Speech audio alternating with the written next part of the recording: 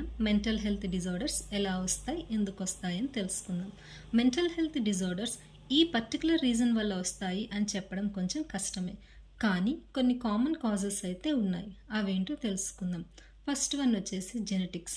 Mental health disorders మన పేరెంట్స్కి కానీ, గ్రాండ్ పేరెంట్స్కి కానీ ఆర్ ఫోర్ ఫాదర్స్లో ఎవరికైనా కానీ ఉంటే అవి మనకి పాస్ అయ్యే అవకాశం ఉంటుంది. సెకండ్ వన్ వచ్చేసి బ్రెయిన్ డిఫెక్ట్స్. ఒక బేబీ మదర్ ఊమ్లో ఉన్నప్పుడు 80% ఆఫ్ బ్రెయిన్ డెవలప్మెంట్ అయిపోతుంది. న్యూరాన్స్ అంటే బ్రెయిన్ సెల్స్ ఫార్మేషన్ కూడా జరుగుతుంది. ఆ ఫార్మేషన్ టైంలో న్యూరాన్స్కి ఏదైనా డ్యామేజ్ జరిగితే are during delivery oxygen supply లేక బ్రెయిన్ డ్యామేజ్ అయినా సరే ఆ బేబీ పుట్టిన తర్వాత కానీ, పెరిగిన తర్వాత కానీ మెంటల్ హెల్త్ డిజార్డర్స్ వచ్చే అవకాశం ఉంటుంది.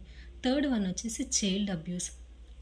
ఒక పర్సన్ తన చైల్డ్హుడ్లో వర్బల్ అబ్యూస్ కానీ, ఫిజికల్ అబ్యూస్ కానీ, సెక్షువల్ అబ్యూస్ కానీ లోనై ఉంటే ఆ పర్సన్కి యాంగ్జైటీ డిజార్డర్స్ ఆర్ డిప్రెషన్ వచ్చే అవకాశం ఉంటుంది.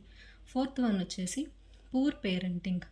ఒక పేరెంట్ ఒక బేబీకి మంచి love, affection, caring and security ఇవ్వలేనప్పుడు ఆ బేబీకి పర్సనాలిటీ డిజార్డర్స్ కానీ, యాంగ్జైటీ డిజార్డర్స్ కానీ వచ్చే అవకాశం ఉంటుంది. నెక్స్ట్ వన్ వచ్చేసి సబ్స్టెన్స్ అబ్యూస్. ఒక పర్సన్ ఆల్కహాల్ కానీ, డ్రగ్ కానీ, ఇంకా స్మోకింగ్ కానీ, ఇంకేవైనా డ్రగ్స్ కానీ అడిక్ట్ అయినప్పుడు బ్రెయిన్ డిస్ఫంక్షన్ అయ్యి మెంటల్ హెల్త్ డిజార్డర్స్ వచ్చే అవకాశం ఉంటుంది. సో ఇవి కొన్ని కామన్ కాజెస్.